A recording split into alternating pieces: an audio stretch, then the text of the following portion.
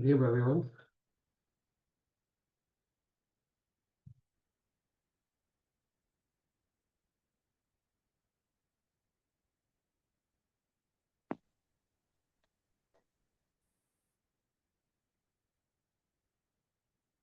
Shall we begin?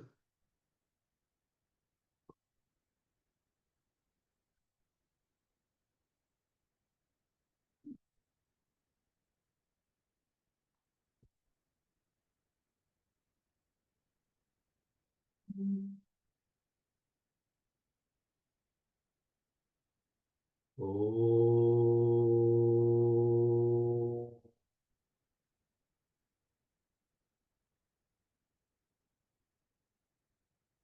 oh,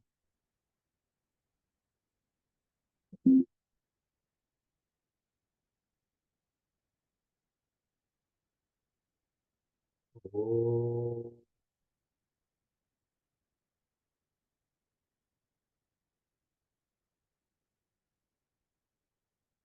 Om Shri Ganeshaya Namaha. Om Shri Saraswatyai Namaha. Om Shri Gurubhyo Namaha. Om Samastagata Kalyane Niratam Karunamayam. Namami Chinmayam Devam Satgurum Brahma Om Guru Brahma Guru Vishnu Guru Devo Maheshwara Guru Sakshat Para Brahma Tasmai Shri Gurave Namaha Om Sahana Vavatu Sahanau Vunattu Sahaviryam Karavavahai Tejasvinavadhitamastu ma Vidvishavahai Om Shanti Shanti Shanti Gururadirabhischa Guru Parvadaivatam Guru Parataram Nasti Tasmai Shri Gurave Namaha Na Guroradikam Tattvam Na Guroradikam Tapaha Tattvajnanat Param Nasti Tasmai Shri Gurave Namaha Om Harihi Om.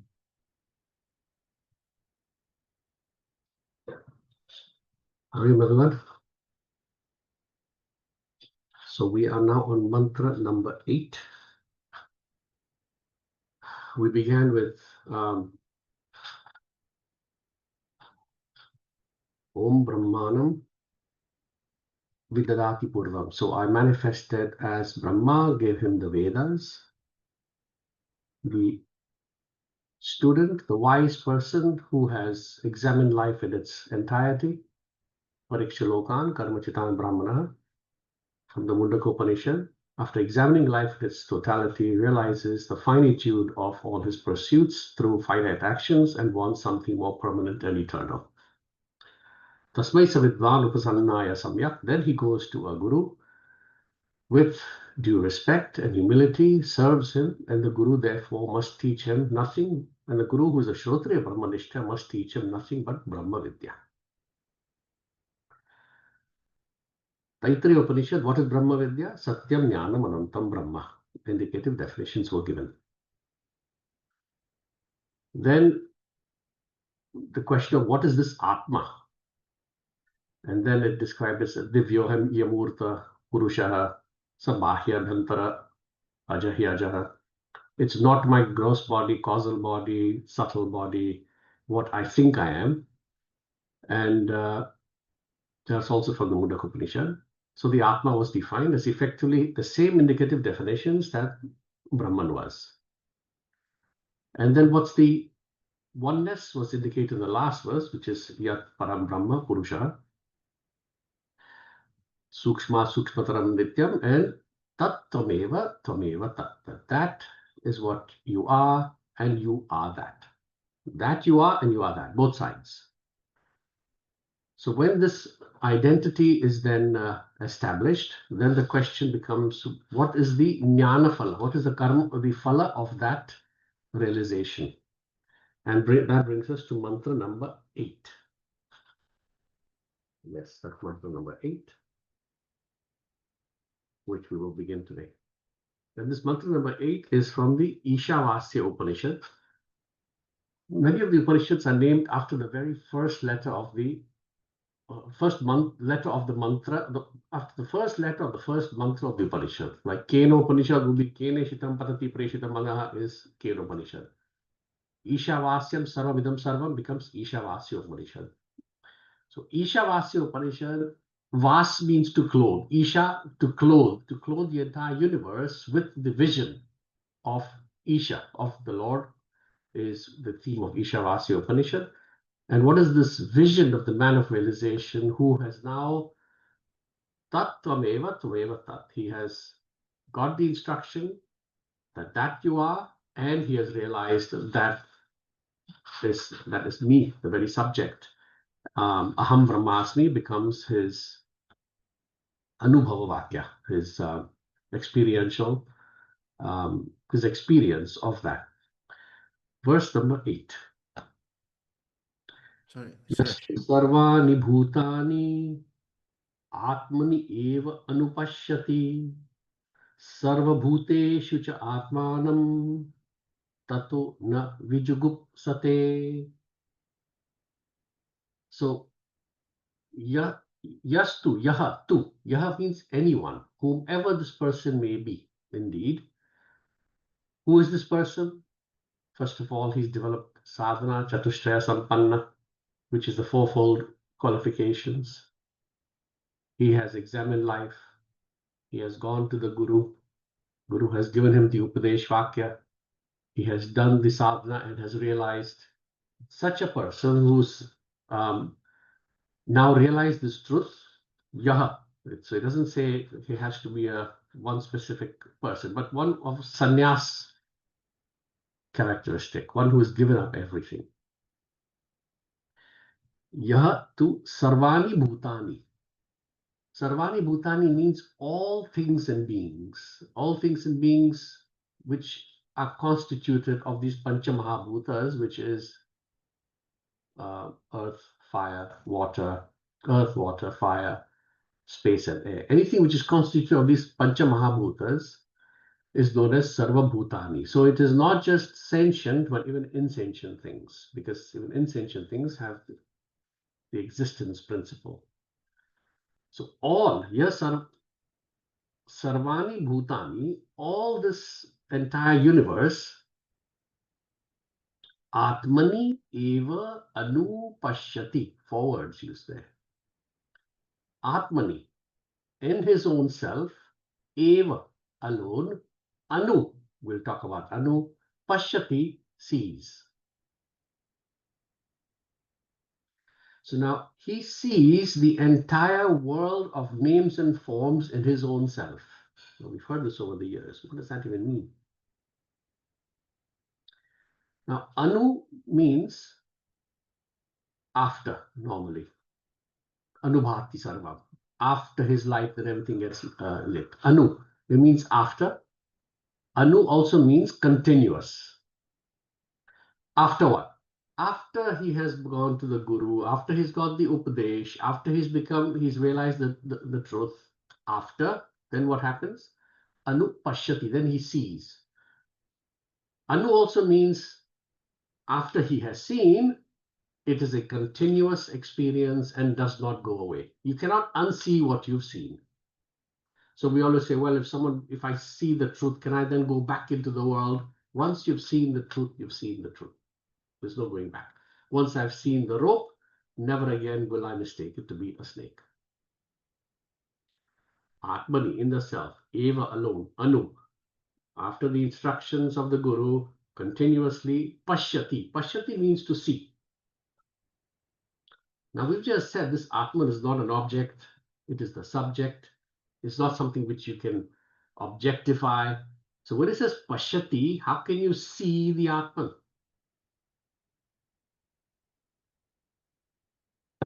It's a very important point here. Pashyati here, now when someone tries to explain something to you, and you don't understand, and they explain and explain. Finally, what do you say? Ah, I see. You don't see it, you understand it.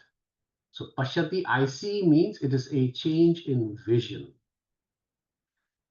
And even the Bhagavad Gita mentions that this realization is not going somewhere, getting something, becoming something, achieving something, but it's simply a change of vision. The drishti changes. Everything remaining the same, your vision changes.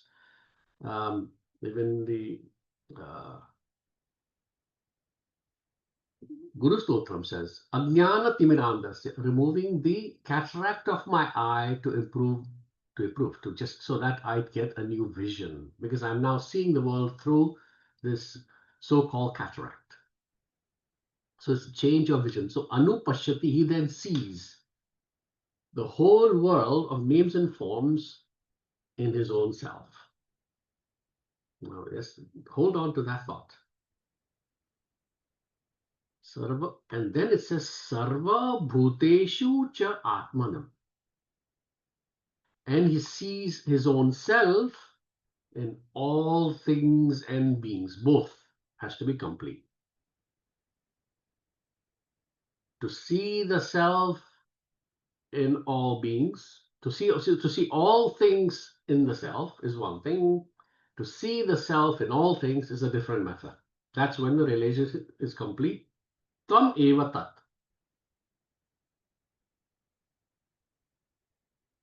Now let's try picture it pictorially.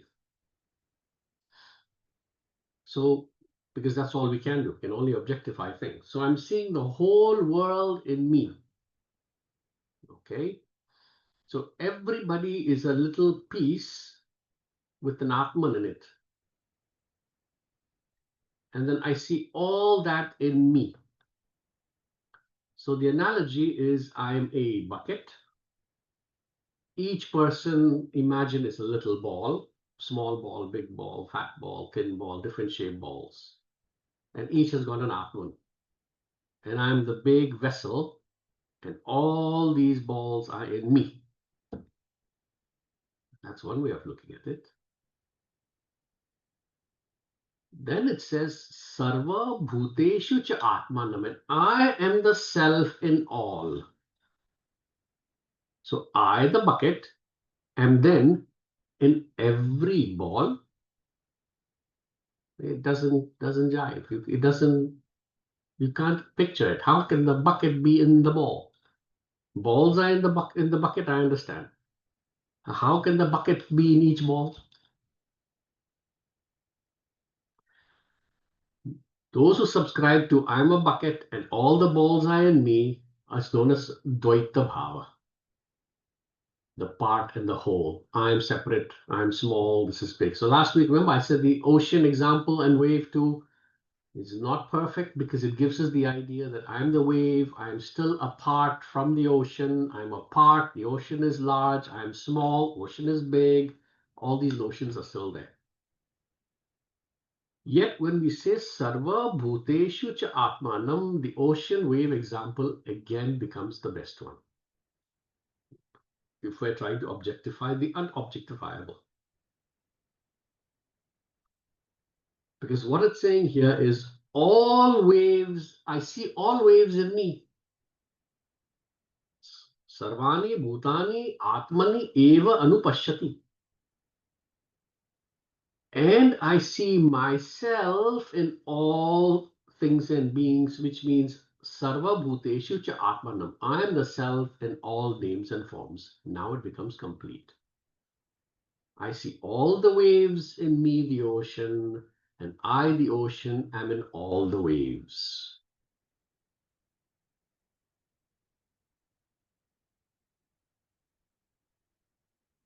There, the analogy becomes clearer. So all the waves of its different names and forms and sizes and even functionality, some are destructive, some are just ripples, all are simply existing in me, created by me, existing in me, and die in me. And I exist in all of them.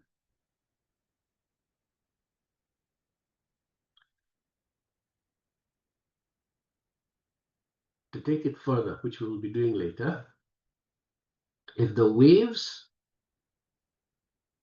arise in me, exist in me, die in me, are different names and forms, and they just come and play and go, and it's simply a disturbance on the surface of the ocean, then each wave is really an appearance, an adhyasa. An appearance is something which comes short period and goes. It has no independent existence of its own. The movie on the screen has no independent existence. It comes and it goes.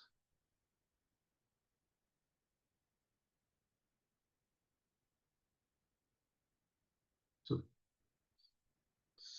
Sarvani Bhutani Atmani Eva Anupashyati.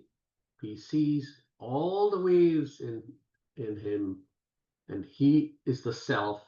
He, the self, is in all the names and forms. That's how this analogy. So it is. There is only one. There is no concept of two.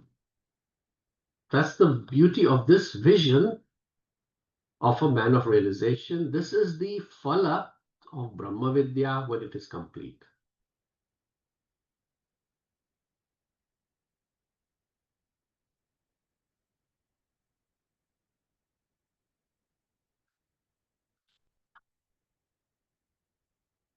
Any questions before we move on?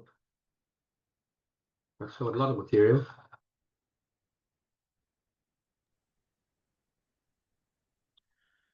Can I just share an observation, a little bit of a reflection on this topic? You know, we often talk about I am in all are in me. It comes up time and time again in Vedanta. This example you just used about the balls in the bucket and how is the bucket in all the balls, which tends to be a little bit harder for everyone to understand. The difficulty we have with the examples is that we're still looking at bucket and we're looking at a ball and we're trying to kind of get around it, with a limited sense of a limited concept. But if we follow what the scriptures are saying, then just like Purnamada Purnamidam, even a part is still infinite in its own right. It cannot be different to anything else. And therefore, the ball in the bucket, the ball is, I don't use the word wrongly, but pervaded is what comes to mind right now. The ball, everything about that ball is contained within the bucket, and therefore it cannot be different. But we still see just form. And in this case, we don't see the bucket as the cause of the ball. But we have to keep shifting the concept between cause effect, pervasiveness, to be able to get some indication of this, because otherwise this just remains a conversation. It doesn't become an experience for us. I just wanted to share that. There's just a few kind of notes I've taken recently. That's all. It's a good point. And those who subscribe to this, the Lord is the bucket and I'm a little ball in it, by definition implies a separateness. It implies I am separate from thee. It may be part, it may be totally different. It also is I have an identity which is separate from you. And what the ocean wave example is saying is the names and forms are not any different. So there is no concept of even a causal body, subtle body, gross body. Even that which we see in the wave as an apparent name and form is nothing but oceanic waters in motion. That drishti is critical in Advaita Vedanta, which is why this example was actually given to see that it doesn't make sense from all perspectives, from the perspective of the verse as well as from the perspective of the truth, the one infinite truth. Other examples are given, like I'm a bucket in the water and there are many buckets in the water. Even that fails. This is just the wave and the water. And sorry, I know Dheeraj wants to say something, but just to close off that point, um, to make it even more mind-boggling, each one of those balls is infinite in itself as well. As in, not that they're separate infinities, but even a part can only be infinite, if you see what I mean, right? So if we were to reflect on it, then we'll either get very confused or it'll be very clear. But it's quite. One has to drop the intellect in order to be able to see this, as you described earlier. And then the last point I'll make is that there's a fantastic line that Guruji has written in this text when he was talking about seeing, that you explained as I see. He says, knowledge changes not our sight, but our vision. So it's such a fabulous line. I'm going to be using it, but I just thought I'd point it out to everyone as well. On that note, and I was going to come to that, one of the 10 aphorisms of Vedanta, which he said, you know what they are, Vedaha, Pramanam, Anadi, Nitya. One of them is Vedaha Nyapakam Natu Karakam. Vedas, this knowledge of Upanishads, Natu Karakam, does not create anything. Nyapakam, it reveals something. That's all it does. And as it reveals, what does it reveal? Your true nature. Therefore, what changes? You change. What changes? Your vision changes. So, in this journey, if you are not changing, then Vedanta is nothing but an upadhi. If, I repeat, if along this path you are not changing, you're still holding on to greed, lust, anger, jealousy, me and mine, then Vedanta is an upadhi. An upadhi, it is another feather in your cap to enhance your ego. But if Veda, which is meant for Nyapakam, to reveal this knowledge, and you begin to change, your vision begins to change, then Veda Pramanam, it becomes a means of knowledge. Sorry, DJ, I know we've held you back for long enough. No, that's okay. Interesting what Sundip had to say. I think two things for me. The first one was, and I think Sundip sort of talked about this, the bucket thing. In my head was that if you take the bucket away, then there's just space, and if you take the structure that holds around the balls, then it's just space. So that's where my understanding would be that we're in everything, and everything is, because when you take away what separates us, then we become one. And then the second thing is that we're talking about this, but how do we? So we can sit here and, as a group, we can decide: shall we try and experience that? You know, Suresh, I am in Sureshji, Sureshji is in me. We are all in each other. Can we actually sit there and try to actually, what does that look like? What does it look like? And the only way we can do it is by people who've had this conversation, isn't it? I mean, I couldn't go and do it to someone else. Like, I mean, that makes sense. Both are brilliant points. The space is a beautiful way of seeing it, and I didn't see that way, but that you could see it that way, and if you see just as space, then that's perfect. Because space in and out is just space, and it's just the conditionings which defines it as ball space and hall space and so on and so forth. And how do you perceive this? You can't. You can't. If you could, it would be an objective knowledge, and it can only be the subjective knowledge to be realized in your own self. What does this vision look like? I mean, Krishna gave this vision to Arjuna in chapter 11, and he couldn't handle it because his mind wasn't subtle or pure enough.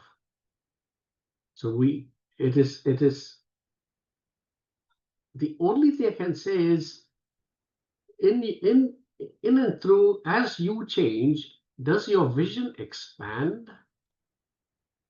Does your love for all expand? Does your desire to serve everyone increase?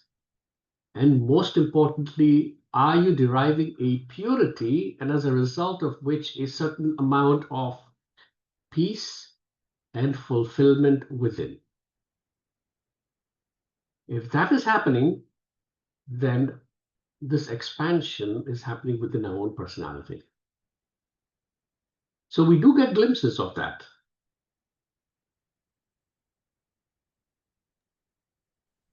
Can I add one more thing to that? I think there's another aspect to that Vijayaji's raised, which is quite interesting. That such a vision is only possible to live if others in this kind of environment, for those who've I think if I understood you right, that's the sort of point you're making, Advitaji, that it's only with those who, it's only in this sort of environment that we can practice, otherwise we can't.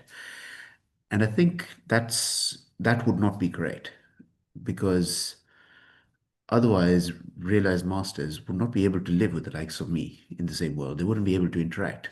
Yet they find a way to interact. Yet they're able to interact because they have that vision, independent of whether I have that vision. So I think it's not dependent. There's no dependence, if you like. In fact, it's Guruji's quote for today that, you know, independence brings happiness. But in a different way here, the point is that you gain this vision. Once you have gained it, it is not conditional on whether somebody else reciprocates. I don't know if that was a point you were trying to make, but it's what came to my mind. Oh, yeah. Oh, sorry. Go ahead. Go ahead. No, go on, Dave. No. Go. You go.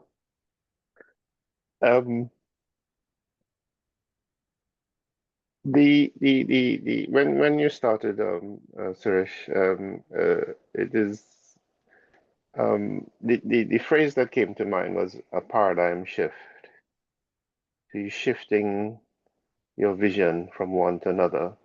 And a friend of mine, he used this in his analogy. What changed when people realized the world was round rather than flat? Nothing. The earth itself had not changed. It had not changed physically from being flat to round. It was always round. So that paradigm shift is the change in the vision. So that RIC moment, I think, is a different way of shifting the gears, as it were, from one lane to another. But actually, nothing has changed. Thank you. Vijay, you wanted to complete your thought? I'm just glad I allowed Rachel to go first. I thought that was a lovely thing what you just said. No, I think I'll leave it now. I think we need to continue. It's okay.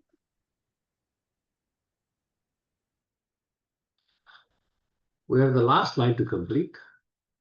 So what happens? Yastu sarvani bhutani atmani eva anupashyati sarva bhuteshu cha atmanam tato. After that, na viju gup sate. After that, he has no grana. Grana is feeling of aversion, hatred, dislike towards anyone. Bhagavad Gita says, Adveshta sarva bhutanam maitrei karuna eva cha. Adveshta, no hatred, sarvabhuta, to all things and beings. Maitre is the friend. Karuna, compassion to all. Only love and compassion and friendship to all. Why? Now, again, you take at your own body parts. When I see that my finger is me and my finger is hurt, all 5 fingers will go to treat that. One eye is hurt, all 10 fingers will go to comfort that eye because it's all part of me. I see it as me, not apart from me. So when that vision is there that all things and beings are in me and I am in all, he sees everything as his own self. And when you see the sense of alienation and difference is only when I see someone's apart from me. If I see someone apart from, to the extent I see them much apart from me, to that extent, a greater sense of alienation, greater sense of hatred, dislike, envy, jealousy arises. When someone succeeds, I may not be very happy. But when my own son succeeds, I am very happy because I identify with my son and not with that other person. So this can only be in the sense of wonderment that he now sees everyone as his own self and himself and everyone. Therefore, there can be nothing but love, compassion, and friendship and empathy for every single thing and being. There can be no room for hatred, let alone violence. Adveshta sarvabhutanam. Here it says, Tato na vijugupsate. There is no room for any hatred, dislike, or aversion. Guru Stotram says the same thing. Madatma sarvabhutatma. I see myself in all the in the Atma. I'm the self in all bhutas. Bhutas, everything made up of the Pancha Mahabhutas, the 5 elements. So this is why it says that when you see a Shrotriya Brahmanishta Guru, one of the characteristics it says Karuna, compassion. Gurudev used to call this, the words he used was, it'll come to me, but it was not just compassion, but illogical compassion, where you don't even deserve compassion, he had compassion for you. That kind of compassion is karuna, and that is what a guru has for you. Inexplicable compassion.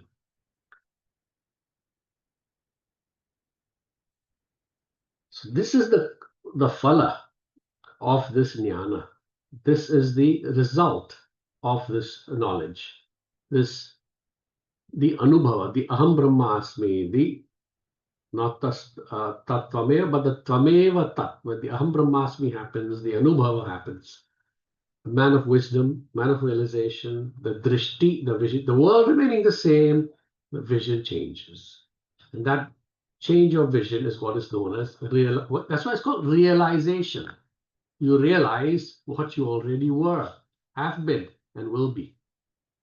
It doesn't say discovery, it's a realization. Hariom. Hariom, can I just add something to that? Yes, please. If I may. Just to, okay, going back to the previous mantra, for me anyway, I think the key element was the word eva. Because when I think about tat tvameva tat, that eva, when we get convinced of the fact that that alone is, then there cannot be any not difficulty, but there can't, even logically you can say that, well, if I see everything in me, then the logical extrapolation of that, if you want, is that then I am in everything, because that alone is.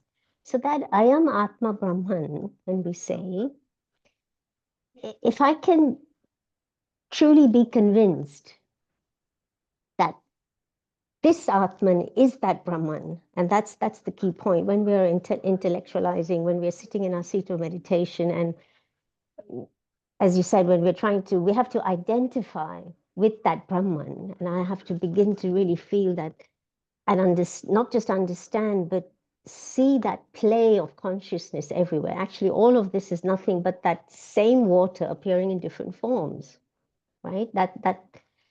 So when we extend that to consciousness and we say, well, all of this, all these people, all these things are nothing but an appearance of consciousness alone, then obviously I cannot feel that there is anything else apart from me. And that, I feel that eva brings that home, which says, well, in that case, this Atman alone is, and this Atman is the same in all the other beings as well. So everything is pervaded, as I think Sandeep used that word, when we, instead of seeing it as balls and buckets, where that tangible form kind of creates an alienation. If we can see it as gold appearing in all the objects, or the pot is nothing but clay and clay alone, then we can see that, yes, that clay does pervade everything, and clay alone is. So when I can say that clay alone is, everything is pervaded by consciousness, then we can, and everything else, everything is an appearance in consciousness. That word Chinmaya for me really hits home. What is Chinmaya? Who's, and of course we relate so much to Gurudev. So, you know, it's like, yes, the Guru represents that Brahman. Guru is nothing but Brahman, an embodiment of that of the goal that we're seeking. So it's like, I don't know if I'm making sense, but it's that pervasion of everything by that same, call it Atman or Brahman, depending on whether you want to expand to everybody or whether first you're just trying to see yourself in everybody, in everything. Chinmaya then begins to have a much more deeper significance.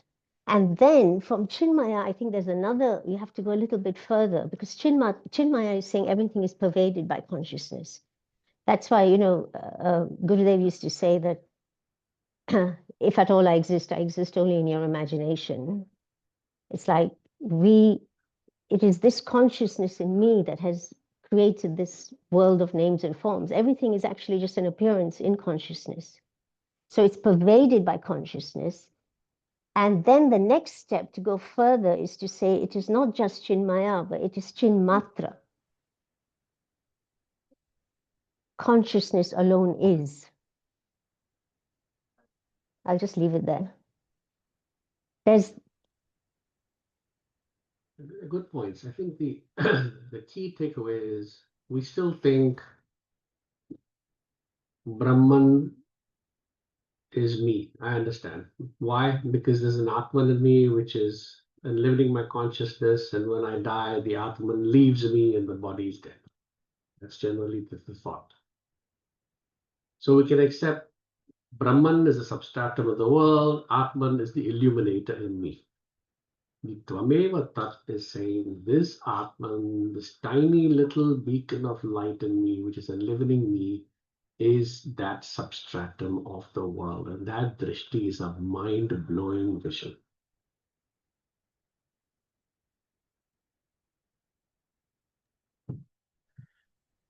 Can I just, that was really lovely, Meenaji.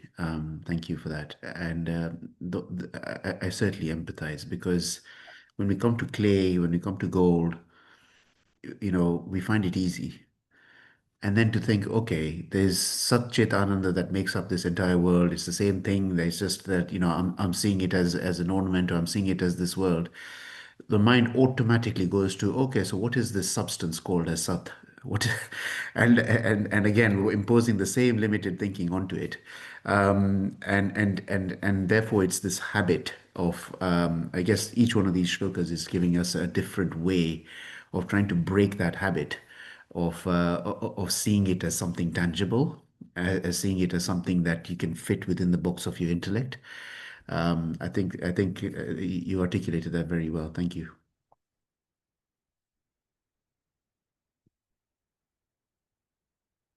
Any other thoughts? It's a very powerful verse. There will be two. There will be another one which follows, also from the Ishavasya Upanishad, to elaborate on the vision of a man of realization. Sorry, Sir Shimet. Yeah. Say one last thing. I'm going to bring it right down. We've had this quite high level conversation. I'm going to bring it right down. It's something that occurred to me when you were talking about love for ourselves, that if we hurt our finger or 5 fingers, go to help that one finger. But I think on a physical level that might be the case, but I think on a mental level, all of us, well, many of us, I can't say all of us, that's generalizing. Certainly in my case, I find that we don't, on a mental level, we don't love ourselves enough. we're always self-criticizing ourselves. So the starting point has to be that I am Brahman. I am Brahman. I can't do any wrong, and love that bit, and then we can start to see outside of that. Because, at the moment it's like intellectually we talk about I have Brahman, I've got Brahman in me, but then we're always self-criticizing and watching, and I don't know, does that make sense? No, it does. It does. It's a good observation.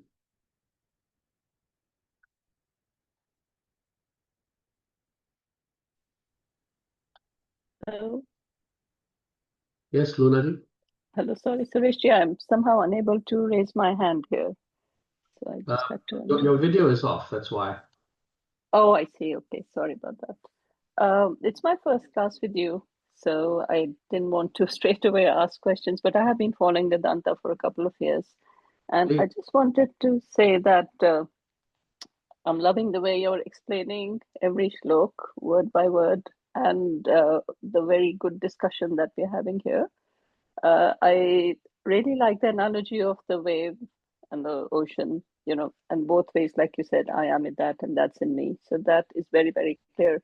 I also just noted when you said we don't have to think about the causal body and the subtle body. And I wanted to just ask you on that because it does get a bit confusing if you start sort of dividing into gross body, subtle body, causal body. And is it okay to not worry too much about what's happening with the causal body and the subtle body? For example, when they say when somebody dies and subtle body and causal body leave the gross body and then transfers to the next birth, because if we are not self-realized, we're going to come back. So that does make it quite simple. How much do we have to, basically what I want to ask is how much do we need to bother about subtle body and causal body while we are studying Vedanta? The whole concept of the study of the,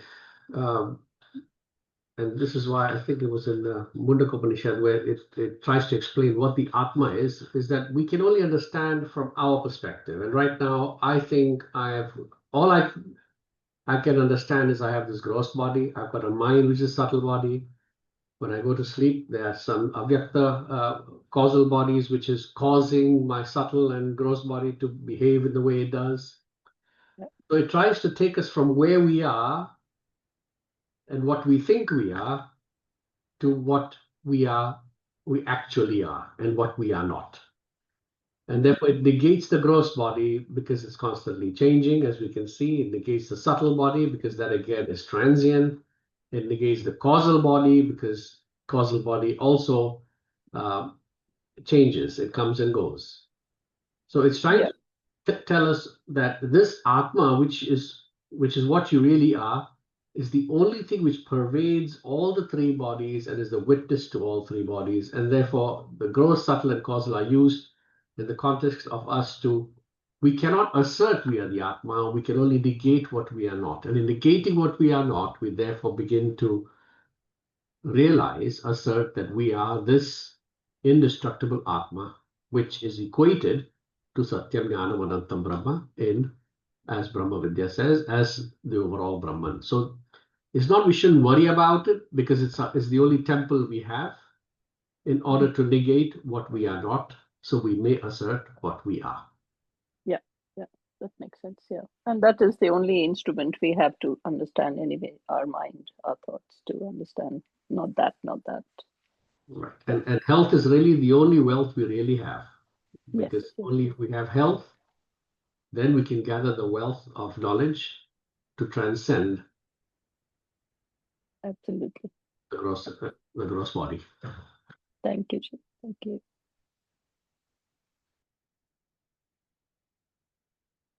Any other thoughts, observations, questions?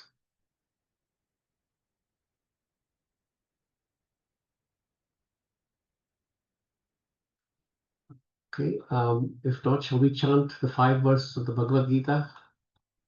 Anyone wants to take volunteer for the first verse?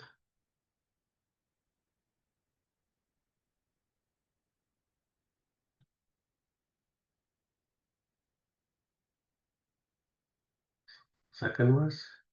First was Amrita ji, okay. Second, who will do the second? No takers. Third,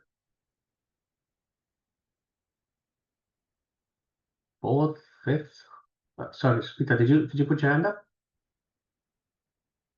I can't hear you. I can do 3 or 5th. It's okay. Okay, so you do the third. Who will do the second? Ekta will do the second. Amrita, Ekta, Smita, and then the fourth.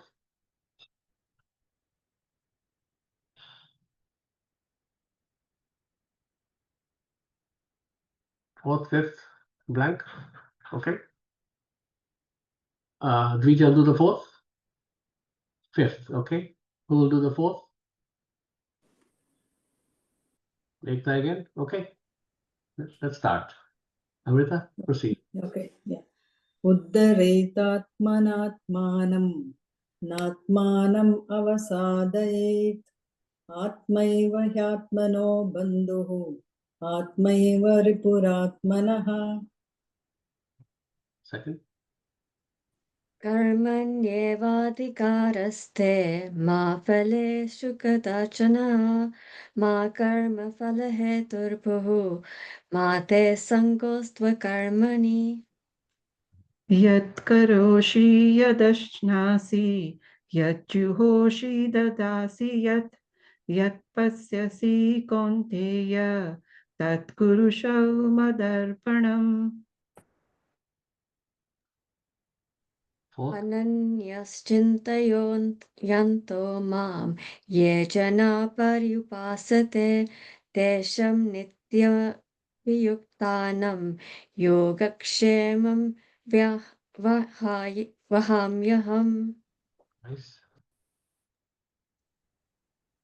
सर्वधर्मापरित्यागं मामेकं शरणं व्रज अहं वा सर्वपापेभ्यो मोक्षयिष्यामि मा शुचः. Good try, everyone. Well done. Keep chanting away and spread this to everyone that you know. Wonderful. This concludes our, I think it's the 8th mantra.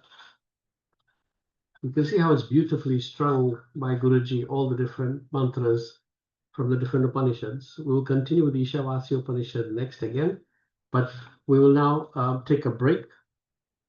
I'm away in India for the next 3 months.